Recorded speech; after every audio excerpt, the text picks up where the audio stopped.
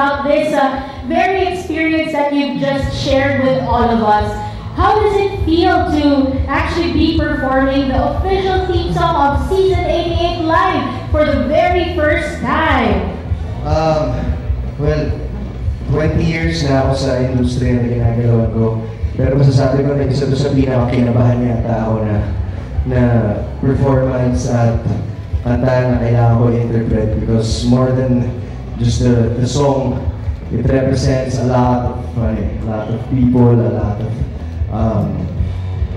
mga milestones and kung mangyayari, it encompasses everything, diba? So it's such a special song, a special opportunity for me to be here and i-deliver yung message nung kanta na to dahil sabi ko 20 years na po ako dito sa music industry.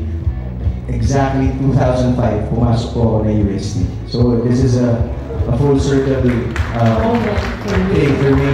So I'm really grateful. Thank you very much. And since the song spoke about hope and hope, what message of hope do you have to all our student athletes who will be participating in this season 88 of UAAP? Well, always ask yourself why.